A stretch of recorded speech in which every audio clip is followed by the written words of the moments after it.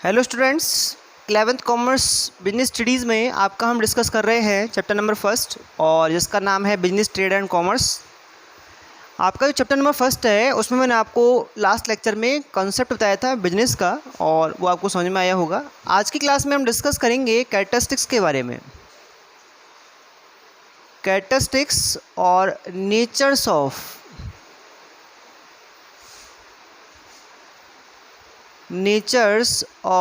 Business. अगर हम characteristics की बात करें तो यहाँ पर जो आपकी कैरेक्टरिस्टिक्स है वो डेफिनेशंस से ही आपके निकल रही हैं, और उनको आपने काफ़ी ढंग से समझा, अच्छे ढंग से समझा भी है।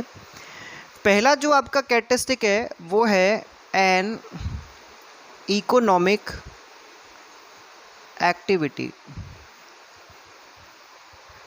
ये हमने फर्स्टली इस बारे में पढ़ा था कि जो बिजनेस होता है वो अपने आप में एक इकोनॉमिक एक्टिविटी है, क्योंकि इकोनॉमिक एक्टिविटी का जो मेन पर्पस होता है वो होता है कि आप कैसे भी कैसे अर्निंग करें। और अर्निंग जो होती है वो मैंने आपको 3 तरह की इकोनॉमिक एक्टिविटीज़ के बारे में पढ़ाया था, जिसमें मैंने आपको बिजनेस, प्रोफेशन एंड एम्प्लॉयमेंट के बारे में डिस्कस किया था।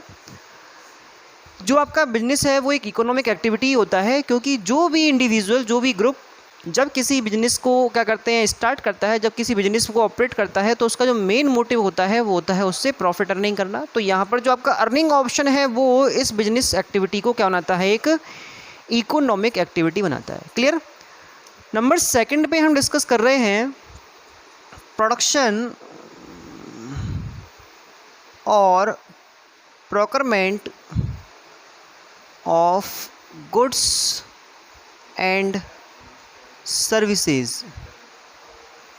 देखो, ध्यान रखना है हमें इस चीज़ का, बिजनेस केवल वही एक्टिविटी मानी जाएगी जहाँ पर हम प्रोडक्शन या प्रोक्योरमेंट का काम करते हैं, प्राप्ति का काम करते हैं।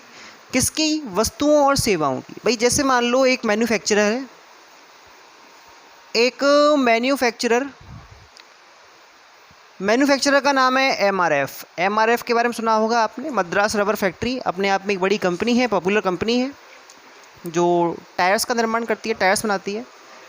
मैन्युफैक्चरर जो है ये प्रोडक्शन कर रहा है, तो ये बिजनेस के अंदर काउंट होगा। इसका एक होलसेलर है, वो क्या है, अपने आप में एक बिजनेस कर रहा है। इसके अलावा एक रिटेलर शोरूम है एमआरएफ टायर्स का, जो अपने आप में क्या कर रहा है, ये बिजनेस कर रहा है। तो ये तीनों एक्टिविटी बिजनेस में काउंट होंगी, क्योंकि ये प्रोडक्शन कर रहा है, ये प्रोक्योरमेंट कर रहे हैं। प्रोक्योरमेंट का मतलब होता है प्राप्त करना। बना नहीं रहे हम प्राप्त कर रहे हैं, माल ले रहे हैं और बेच रहे हैं, ये काम कर रहे हैं भाई। तो ये काम कौन कर रहा है? होलसेलर एंड रिटेलर कर रहे हैं। और ये जो आपके काम हैं ये आपके सभी प्रोडक्ट्स के लिए हो सकते हैं। प्रोडक्ट्स आपके 2 तरह के होते हैं। एक तो होते हैं आपके वो प्रोडक्ट जो अल्टीमेट कंज्यूमर कंज्यूम करता है, जैसे मैं, जैसे आप, जैसे कपड़े आपके कैसे हैं, अल्टीमेट कंज्यूमर प्रोडक्ट्स, तो उसको आप कंज्यूमर प्रोडक्ट्स के अंदर रखते हैं। जैसे लाइट, जैसे आइसक्रीम, जैसे साबुन। तो ये प्रोडक्ट्स वो हैं जो अल्टीमेट कंज्यूमर कंज्यूम करता है, यानी कि हम तुम लोग करते हैं। लेकिन अगर हम बात करें एक टावर की, एक बस की, एक ट्रक की, एक मशीन की, तो ये प्रोडक्ट्स वो हैं जिनको हम तुम कंज्यूम नहीं कर सकते। इनका कंजप्शन कहाँ पे होता है? इनका कंजप्शन होता है इंडस्ट्रीज़ में। तो इंडस्ट्रीज़ में जब इनका कंजप्शन होगा तो उनको भी हम प्रोडक्ट्स कहेंगे, क्योंकि भाई वो भी तो चीज़ें बनती होंगी ना। आज ट्रक है वो मैन्युफैक्चर होता है, वो सब हमारे लिए नहीं होता, वो होता है एक ट्रांसपोर्ट इंडस्ट्री के लिए। तो मैन्युफैक्चरिंग, जो कंपनी ट्रक मैन्युफैक्चर कर रही है उस कंपनी को हम क्या कहेंगे? बिजनेस कहेंगे, क्योंकि वहाँ क्या हो रहा है? वहाँ हो रहा है प्रोडक्शन, वहाँ प्रोडक्शन हो रहा है। तो प्रोडक्शन चाहे किसी भी चीज़ का हो, चाहे कंज्यूमर प्रोडक्ट्स का हो, चाहे बिजनेस प्रोडक्ट्स का हो, आप उसको किस में रखेंगे? आप उसको हम बिजनेस एक्टिविटीज़ के अंदर काउंट करेंगे। क्लियर। नेक्स्ट नंबर 3 पे हम डिस्कस कर रहे हैं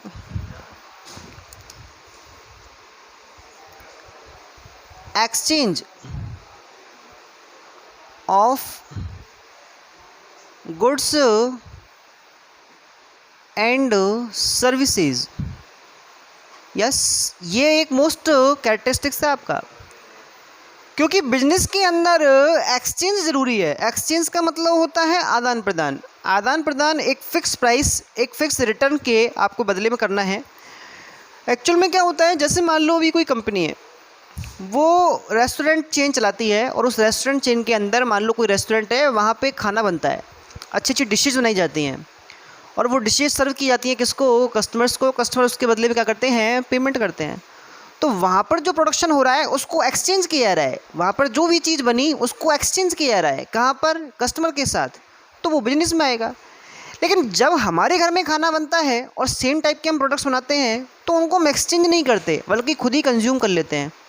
तो ऐसी कंडीशन में जब एक्सचेंज नहीं हुआ, प्रोडक्शन तो हुआ लेकिन उसको एक्सचेंज नहीं किया हमने, तो यहाँ पर हम अपने आप को क्या नहीं मानेंगे, बिजनेस एक्टिविटी के अंदर नहीं रखेंगे। क्योंकि हम घर में जो खाना बना रहे हैं वो कस्टमर्स को एक्सचेंज नहीं कर रहे, वो हम अपने सेल्फ कंजप्शन के लिए क्या कर रहे हैं, प्रोडक्शन कर रहे हैं, यहाँ बना रहे हैं। लेकिन जो रेस्टोरेंट में खाना बन रहा है या आप कहीं भी दूसरी जगह कोई बिजनेस में कोई होटल में बना रहे हो, तो उस चीज़ को आप एक्सचेंज करते हो कस्टमर के साथ, एक फ़िक्स प्राइस के बदले में उसको क्या करते हो, वो चीज़ ऑफ़र करते हो, वो चीज़ देते हो, तो यहाँ पर उसको हम क्या कहेंगे, बिजनेस एक्टिविटी के अंदर रखेंगे। क्लियर। नंबर 4 पे आती है रेगुलर बेसिस। यस, आपका जो बिजनेस है वो एक रेगुलर बेसिस एक्टिविटी है, यानी कि आप जो गुड्स का, जो सर्विसेज का जो प्रोडक्शन और एक्सचेंज कर रहे हो वो आपका वन टाइम नहीं होना चाहिए।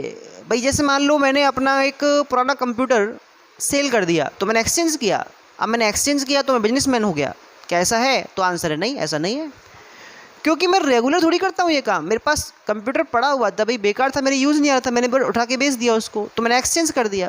लेकिन एक्सचेंज की एक्टिविटी तो बिजनेस में आती है, तो मैं बिजनेसमैन बन गया, तो आंसर है नहीं, ऐसा नहीं हुआ।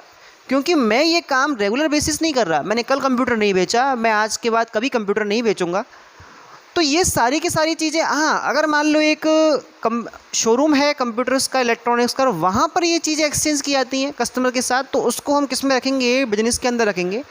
क्योंकि उनका काम है, उनका यही काम है कि वो कंप्यूटर्स में क्या करते हैं, डील करते हैं, वो कंप्यूटर्स सेल करते हैं। तो अब ऐसी कंडीशन में उसको आप क्या मानेंगे, बिजनेस मानेंगे, क्योंकि वहाँ पर रेगुलर बेसिस क्या चल रही है, आपकी एक्टिविटी चल रही है। ठीक है।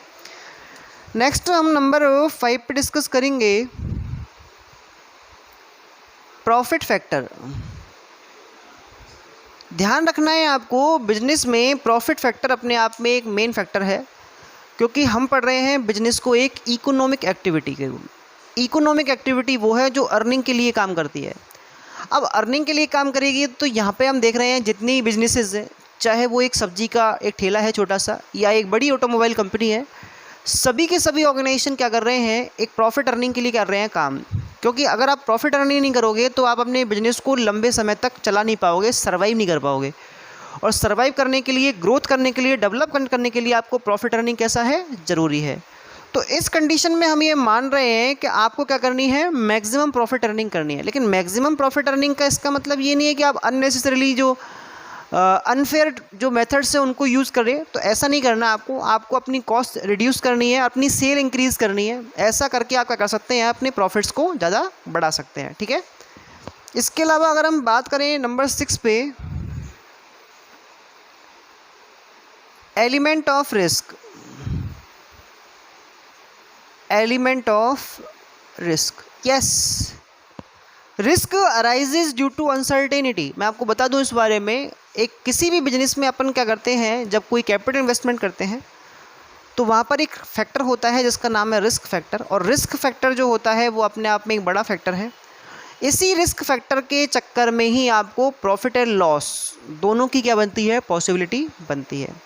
अगर आप अच्छा बिजनेस मैनेजमेंट करते हैं, आज आप सभी तरह के जो एनवायरमेंटल चेंजेस हैं उन चीज़ों के लिए लेकर आप अवेयर हैं, उनको आप फेस करने के लिए प्रॉपर मैनेजमेंट कर चुके हैं, तो ये सारी की सारी चीज़ें आपको उन रिस्क को कवर करने में, उन रिस्क को फेस करने में और उन्हें अपॉर्चुनिटीज़ में या प्रॉफिट में कन्वर्ट करने में हेल्प करती हैं।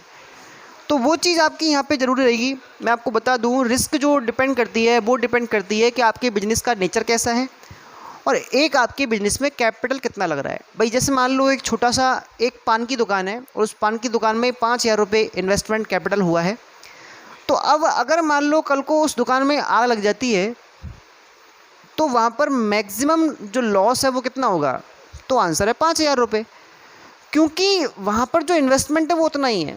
तो कैपिटल इन्वेस्टमेंट पे डिपेंड करती है आपकी रिस्क कि वो रिस्क ज़्यादा होगी या कम होगी। जैसे बड़ी बड़ी कंपनीज़ होती हैं, इंडस्ट्रीज़ होती हैं, पता चला किसी में बॉयलर फट गया, किसी में आग लग गई, वहाँ करोड़ों रुपए का क्या होता है, नुकसान हो जाता है। तो वहाँ इतना इन्वेस्टमेंट है, वहाँ इतनी कैपिटल लगी हुई है भाई, इसलिए वहाँ पे इतना नुकसान है।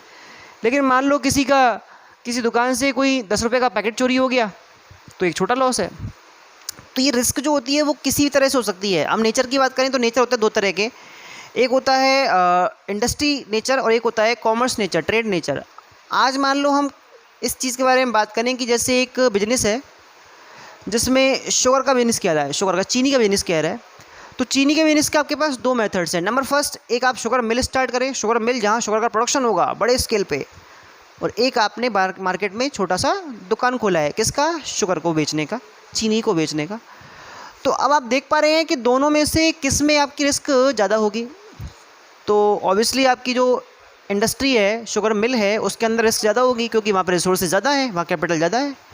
और आपकी जो चीनी की दुकान है वहाँ रिस्क कम होगी अगर हम कंपैरिजन करें तो वो चीज़ आपकी रिस्क फैक्टर को क्या कर रही है, अफेक्ट कर रही है।